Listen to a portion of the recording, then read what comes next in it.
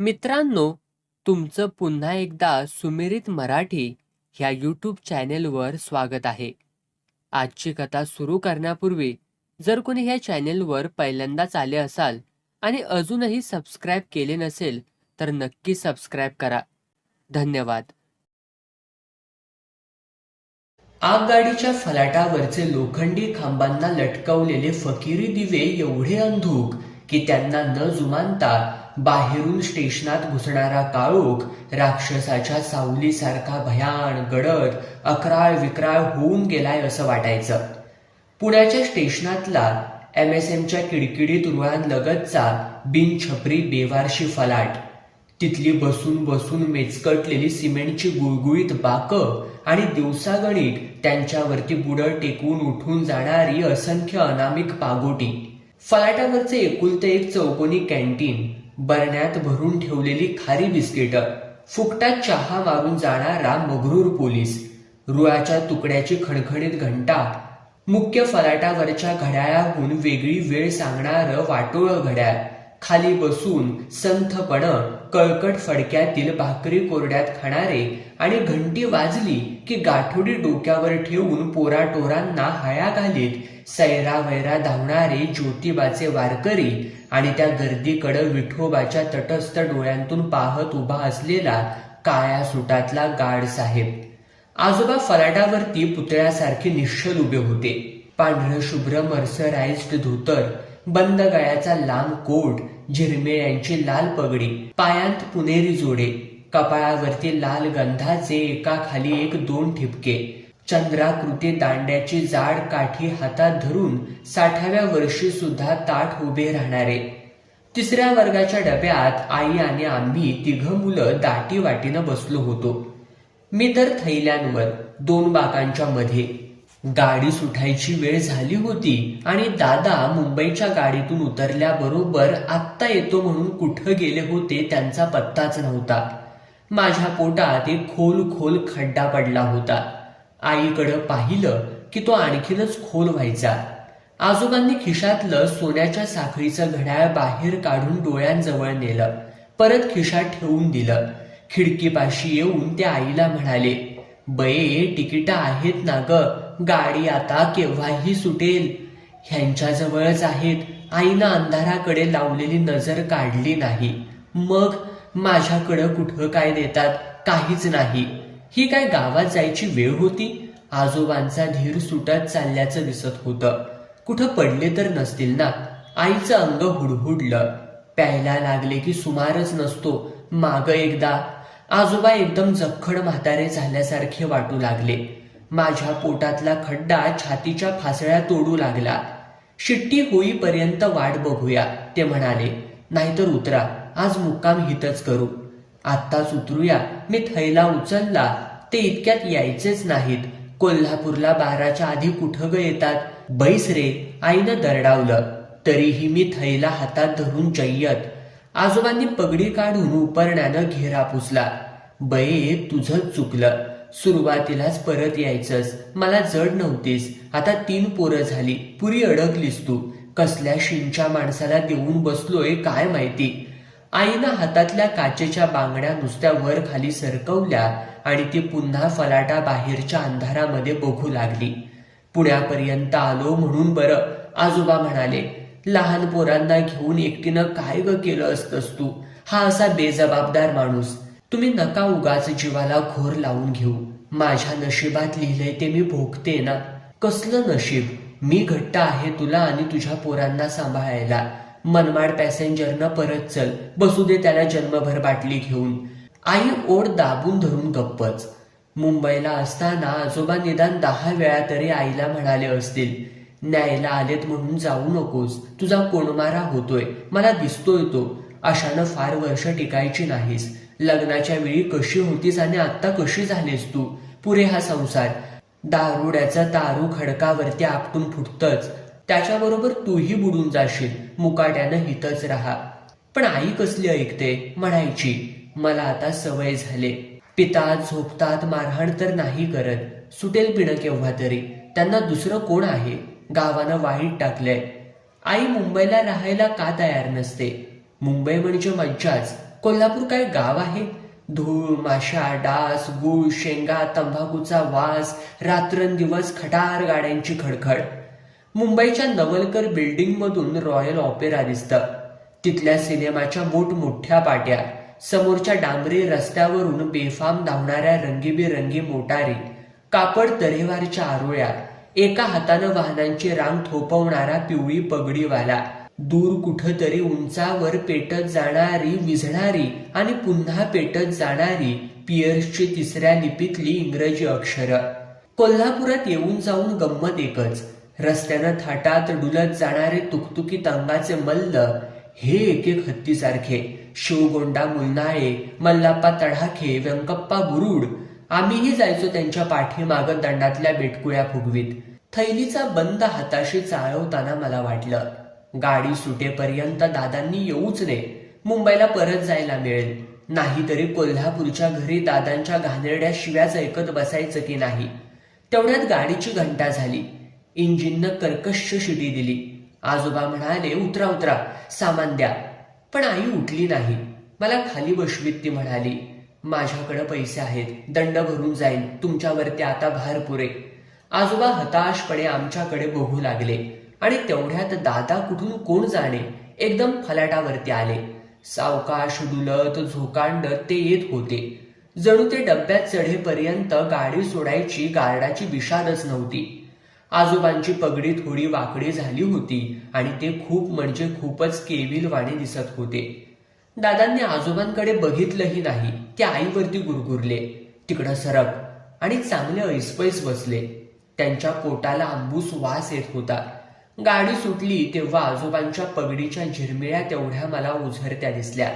मग फलाट संपेपर्यंत दिसत गेले ते अंतरावरचे दिव्यांचे खांब. पहाटे बरोबर 5 वाजता मला मुतायला लागायची आणि मी गॅलरीत येऊन सरळ खालीच धार सोडून द्यायचो. त्यावेळी पुण्याची पॅसेंजर कोल्हापूर स्टेशनात नुकतीच आलेली असायची. इंजिनचा किणकिण आवाज ऐकू येत असायचा. दूर काळ्या आभाळाकडे उडत जाऊन चणचण विझणाऱ्या ठिणग्या दिसायच्या. टांगे खडखडत जायचे. मग मुसलमानांना पहाटेच्या नमाजाला उठवणारा फकीर कंदील हलवीत रस्त्यावरून जायचा. कोपऱ्या कोपऱ्यावर उभा राहून आरोळी द्यायचा. खूप दुरूनही त्याची बांग स्पष्ट ऐकू यायची. धार संपून मी नुसताच उभा असायचो. तेवढ्यात वर्तमानपत्रवाला बिडकर ज्ञानप्रकाशातले मथळे ओरडत यायचा. त्याचा आवाज जवळ येऊ लागला की आतल्या खोलीचा दरवाजा उघडून दादा गॅलरीत यायचे. काय बिडकर, काय विशेष बातमी? अगदी धारोष्ण. ज्ञानप्रकाश एक आणा. सांगा सांगा. महात्मा गांधींना अटक? असं? मुंबईत दंग्यांचा डोंब उसळलाय. काय म्हणताय तरी काय? मनमोहन मालवीयांचा व्हायसरॉयला इशारा. पुढं हिडनबुर्गचे आसन डळमळे. आणखी 2-4 महत्वाचे, कमी महत्वाचे आणि बिनमहत्वाचे मथळे सांगून झाल्यावर बिडकर म्हणायचा, विद्याविलास कसला वाचताय? ज्ञानप्रकाश घेत चला की. किंमत अवघी 1 आणा. फक्त 1 आणा. 1 आण्यात बिडकर 4 दिवस विद्याविलास येतो हो. दिडकीत पोरांची सोय. दादांचं हसणं काळोखात घुमायचं. आई उठलेली असायची. कधी कधी धुसफुसत आपल्याशीच म्हणायची, 3 दिडक्या वाचवायच्या आणि गुत्तेवाल्याच्या मढ्यावर घालायच्या. आम्ही म्हणे सुशिक्षित. तुझा बाप देतो काय ग मला? दादांची गर्जना. मी मिळवतो, मी उडवतो. आई दादांची वादावादी सुरू झाली की समजावं, आता आजोबांचा उद्धार होणार. आजोबा तसे कोल्हापूरला फारसे यायचेच नाहीत. केव्हा तरी वर्षातून वर्षांनी त्यांची फेरी व्हायची एखादी. ते आले की मग आमची मात्र चंबळ असायची. पण दादांना त्याच वेळी बरोबर चेव यायचा. मुद्दाम ते जास्ती प्यायचे आणि उशिरा घरी परत यायचे. आईशी भांडण उकरून काढायचे. आजोबांच्या देखत जेवणाचं ताट उडवून द्यायचे. आजोबांचं आणि त्यांचं बोलणं नव्हतंच. आजोबा आतल्या खोलीत पलंगावरती बसून डोक्यावरचा घेरा आणि शेंडी कुरवाळत आईशी गप्पा मारायचे. पगडी काढली की ते चौपाटीवरच्या पुतळ्यासारखे वाटायचे. कित्येक वेळा स्वतःशीच काहीतरी पुटपुटत बसायचे. चूक झाली, चूकच झाली किंवा असंच काहीतरी, आणि डोक्यावरून हात फिरवत राहायचे. एके दिवशी रात्री जेवताना काही कारणाशिवाय दादांनी त्यांच्याशी भांडण उकरून काढलं. थेरड्या, माझ्याच घरात येऊन माझ्याच बायका पोरांना माझ्या विरुद्ध चितावतोस? या धराक माझ्याशी गाठ आहे. आजोबांचा चेहरा लालबुंद झाला. ते तसेच आचरून उठले. एक शब्दही न बोलता त्यांनी कपडे चढवले, ट्रंक घेतली. बये येतो ग, पोरांना सांभाळ, एवढंच म्हणून जिना उतरून खाली गेले. रात्री भिवट्यांकडे राहिले. सकाळच्या गाडीनं मुंबईला निघून देखील गेले. मग कोल्हापूरला यायचेच ते बंद झाले. पण महिन्याच्या महिन्याला त्यांच्याकडून पार्सल यायचं. त्यात आमच्यासाठी खाऊ असायचा आणि सॅन्डल सोपच्या कागदी डब्बीत नीट गुंडाळून ठेवलेले 75 रुपये. आई पैसे ट्रंकच्या तळाशी ठेवायची, पण ते शिलकेत कधीच पडायचे नाहीत. दादांच्या पगारातले फारच थोडे घरच्या वाटणीला यायचे. 75 रुपये घेऊन सुद्धा पुन्हा आम्ही आपले खंकच. पुढं कुणातरी पोस्टमनला सुगावा लागला. पार्सल फुटलं, खाऊ गेला, पैसे गेले, दगड हातात मिळाले. दादांनी तत्परतेनं पोलिसात वर्दी दिली. परिणाम एवढाच झाला की आजोबांनी पार्सल पाठवायचं बंद करून टाकलं. कारण हरिभाऊ पोस्टमन घरी येऊन तावातावानं म्हणाला की पार्सलातून पैसे पाठवणं हा गुन्हा आहे. गोष्ट आणखी वाढवली तर पार्सल पाठवणाऱ्यावरती खटला होऊ शकेल. बाबा भिवटे आमचे घरमालक. त्यांचा आमच्यावरती निश्चित लोभ नव्हता. पण आजोबांमुळे भिवटे आमच्यावरती लक्ष ठेवून आहेत असं वाटायचं. आजोबांची त्यांना पत्र येत असावीत. त्यांनी कधी पत्ता लागू दिला नाही. पूर्वी आजोबा यायचे तेव्हा दोघे म्हातारे अंबाबाईच्या पारावरती जाऊन बसायचे. बाबा भिवटे आईबद्दल नेहमी चांगलं बोलायचे. म्हणायचे साध्वी आहे बिचारी. आणि बाबांना 4 चौघांसमक्ष सरळ सरळ सुशिक्षित बेवडा म्हणून संबोधायचे. भाड्याच्या बाबतीत मात्र भिवटे महाखाष्ट. महिन्याच्या महिन्याला भाडं मिळालं नाही की त्यांचा एकच तगादा सुरू व्हायचा. नाहीतर चौकात उभे राहून आरोळी द्यायचे, महाराज घर सोडा, तुमच्या बापाची जायदाद नाही ही. आजोबा कोल्हापूरला यायचे बंद झाल्यावर एकदा दादांचं आणि भिवट्यांचं भाड्यावरून कडाक्याचं भांडण झालं. दादा म्हणाले 5 वर्षात घराला एकदाही रंगरंगोटी झालेली नाही. आम्ही भाडं का म्हणून द्यावं? देत नाही. माझ्याकडे पैसा नाही. बेवडा प्यायला पैसा आहे काय? भाडं द्यायला पैसा नाही. भिवट्यांनी चौकातून गर्जना केली. भांडण विकोपाला गेलं. दुसऱ्या दिवशी भिवट्यांनी आम्हाला घर सोडायची कायदेशीर नोटीस दिली. दादा म्हणाले अशा नोटिशींना कोण विचारतंय? 17 नोटिशी येऊ देत, भाडंही देत नाही आणि घरही सोडत नाही. जा म्हणावं घुबडाला कोर्टात. पण नोटिशींना आई मात्र घाबरली. दादा घरी नसताना मला घेऊन खाली भिवट्यांकडे गेली. दारातूनच म्हणाली रागात हे काहीही बोलून गेले. मला कळतं मी काय करू. मला कुणाचाच आधार नाही हो. पूर्वी वडिलांची तरी मदत होती, तीही आता बंद झाले. पोरा बाळांकडे बघून थोडे दिवस तरी मुदत द्या. तर भिवटे एरवी एवढे ताड ते थोडेसे गहीवरूनच म्हणाले बये तू काय समजलीस? मी राक्षस आहे? तुझ्या नवऱ्यानं मला शिव्या दिल्या. नोटीस मी त्याला पाठवले. तुझ्या आणि तुझ्या पोरांना दिले काय? तू निवांत राहा. पण नवऱ्याला मी काय बोललो ते सांगू नकोस. बघू ह्या शिदळीचा काय करतोय ते. 4 महिने झाल्यावर दादांनी भिवट्यांना 1 महिन्याचं भाडं दिलं. मीच ते घेऊन गेलो होतो. सासरा हल्ली पैसे पाठवत नाही, सबब तंगी आहे. जास्तीचा आवडपणा केला नाहीस तर थकबाकी जमेल तशी फेडत जाईल. नाहीतर दोन्ही हातांनी ठणाणा कर. नोटिशीचा कागद पोरांच्या उपयोगास आणला आहे. मी निरोप पोचवला नाही. पैसे भिवट्यांच्या समोर टाकले आणि धूम माडीवरती पळत आलो.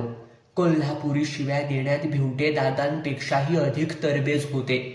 एकदा वरच्या मजल्यावर काही बांधकाम चाललं होतं. ते ओलं होतं. आईनं नळावरून येताना सहज कुतूहलानं त्याच्यावरून ओढवून पाहिलं. विटकरीचा मोठा तुकडा निसटून खाली गेला. बाबा भिवटे अंगणामध्ये उभे होते. त्यांच्या डोक्यात पडला. अर्धा इंच खोल जखम झाली. भिवट्यांना सरकारी दवाखान्यात हलवलं. इमारतीतले दुसरे भाडेकरू म्हणू लागले की नोटिशीमुळे चिडून जाऊन या माणसांनी भिवट्यांच्या डोक्यात मुद्दामूनच वीट टाकली. ते कानावर येताच आई भयंकर अस्वस्थ झाली. ती आणि मी भिवट्यांना बघायला हॉस्पिटलात गेलो. भिवटे डोक्याला बँडेज बांधून बसले होते. आईनं त्यांचे पाय धरले. म्हणाली तुम्ही मला वडिलांच्या ठिकाणी. मुद्दाम मी वीट कशी हो डोक्यात घालीन. पण माझी चूकच झाली. आम्ही घर सोडतो. मला क्षमा केले एवढंच म्हणा. त्यावर भिवटे एकदम भडकून म्हणाले कोण सुकाळीचा म्हणतो तू मुद्दाम वीट टाकलीस म्हणून? आण त्याला हितं. जीभ हासडून देतो भडव्याची. तू बये चुप्प राहा. घर सोडायची काही भाषा करू नकोस. एवढंच ध्यानात ठेव. कच्च्या बांधकामावरून खाली बघू नये. पडली बिडली असतीस तर गरवार पोरासकट मेली असतीस की. देवाची दया म्हणून माझ्या टक्कुरीवरती निभावलंय आता. आजोबाने आजोबांचं पार्सल दोन्ही यायची बंद झाली होती. म्हणजे आमच्या आयुष्यातील सगळी गंमतच बंद झाली होती. पहाटे आगगाडीची शिटी ऐकू आली की मला आशा वाटायची, आत्ता आजोबा येतील, दाराची कडी वाजेल. कोण आहे? आई धडपडत आतल्या खोलीचा दरवाजा उघडून बाहेर येईल. मी आलोय बये. जिन्याच्या दरवाजात आजोबा उभे. पण तसं कुठलं व्हायला. एके दिवशी आमच्याकडं चूल पेटलीच नाही. सगळा खडखडाट आणि कोल्हापुरात आमची पत शून्य. आम्ही उपाशी, तसे दादाही उपाशी. त्यांना 2 दिवस प्यायला मिळालं नव्हतं. त्यामुळे ते खूप म्हणजे खूपच केविलवाणे आणि विचित्र दिसत होते. सकाळपासून आई पाठच्या दारातून दूर पाहत उभी. तिचे डोळे कोरडे पण भयाण. घरात गच्च दाटलेली घुसमटणारी शांतता. उपाशी पोटी कसं शांत शांत वाटतं. दुपारी आईनं कागद पेन्सिल माझ्या हातात दिली. लिही, ती म्हणाली. तीर्थरूप काकांचे चरणी सौवशीचा शिरसाष्टांग नमस्कार. मी लिहू लागलो. आजपर्यंत मी स्वतःहून तुमच्याकडे काही मागितलं नाही. तुम्ही स्वतः समजून काही दिलं. ते निव्वळ उपाय नव्हता म्हणून घेत आले. मनाला पटायचं नाही. तुमच्यावर माझा आता काय हक्क? तीर्थस्वरूप बापूंच्या वाटणीतलं घ्यायला तरी मला काय हक्क? पण मार्गच नव्हता म्हणून घेतलं. माझी मुलं कधीतरी त्याची परतफेड करतीलच. आज मी फार विचित्र परिस्थितीत आहे. तुम्हाला कधीच त्रास द्यायचा नाही असं मी ठरवलं होतं. पण तो निश्चय फार लवकर मोडावा लागतोय. माझी मुलं आज उपाशी आहेत. दुपारच्या भगभगीत उन्हाकडे बघत गॅलरीत उभा होतो. पोटातल्या वेदना संपल्या होत्या. तिथल्या पोकळीला बेहद्द शांत झोप लागली होती. मिठारीनं खालून खणखणीत शीळ वाजवली. काय? खाली ये, हिथून सांगण्यासारखं नाही. जिना उतरून खाली गेलो. मिठारी कानाशी लागून म्हणाला, वाड्याच्या फळीवरती तुझा आजा बसलाय, तुला बोलवतोय, जा. छट. अरे खरं बेट्या, बघ तरी जाऊन. माझ्या आजोबा दुकानाच्या फळीवर बसतच नसतात. माहीत आहे रे. नसलं जायचं तर बस मग. मिठारी घुशात निघून गेला तेव्हा वाटलं बघूया तरी. दुकान काही एवढं दूर नाही. धावत तिकटीवरती गेलो. तर काय, खरंच की आजोबा फळीवरती बसलेले दुकानाच्या. खूप थकल्यासारखे दिसत होते. त्यांनी माझ्या हातात सँडल सोपची कागदी डबी आणि थैला दिला. म्हणाले, आईला देऊन ये पळ. घरी चला. आजोबा, पत्र पोचलं का? तू मुकाट्यानं देऊन मला सांगायला ये. जास्तीचा बोलू नकोस रे. थैली सावरीत घरी गेलो आणि आईला म्हणालो, आजोबा आलेत, वाड्याच्या फळीवर बसलेत, त्यांनी हे दिलंय. आई भकास चेहऱ्यानं माझ्याकडे नुसती बघतच राहिली. कोण आले? कोण आले? दादा डोक्यावरती पांघरून घेऊन पडले होते ते ताडकन उठून बसले. माझे वडील. आई म्हणाली, काय म्हणणं आहे तुमचं? माझं कुठं काय म्हणणं आहे? येऊ देत की. दादा 4 दिवसात चांगलेच निवळले होते. आजोबांना घेऊन येऊ का? मी घाबरतच विचारलं. हो, घेऊन ये की. दादांची प्रतिक्रिया जरा जादाच तत्पर होती. आजोबा बसले होते तिथं धावत गेलो. दिलंस? त्यांनी विचारलं. दिलं. चला निघूया. ते उठले. गाडी चुकेल हो, तुम्हाला घरी बोलवलंय आजोबा. येऊ हो येऊ. त्यांनी उपरनं झटकलं. आज नाही, तुम्ही मोठे व्हा, आम्हाला बोलवा. येऊ. सध्या आईला सांग रे, यापुढं नियमित मनी ऑर्डर येईल. उपाशी राहायची काही गरज नाही. पण मुलांना घेऊन मुंबईला यावंच हेच बरं. सांगशील की नाही? सांगतो मी. पळ, मी घरावरूनच स्टेशनकडे जातोय. आईला म्हणावं गॅलरीत ये, तुला बघायचंय. पुन्हा मी धावत घराकडं. आली की नाही? दादा गॅलरीत वाट बघत उभे होते. येत नाहीत. मुंबईला परत निघालेत. मीच घेऊन येतो. दादांनी शर्ट चढवला.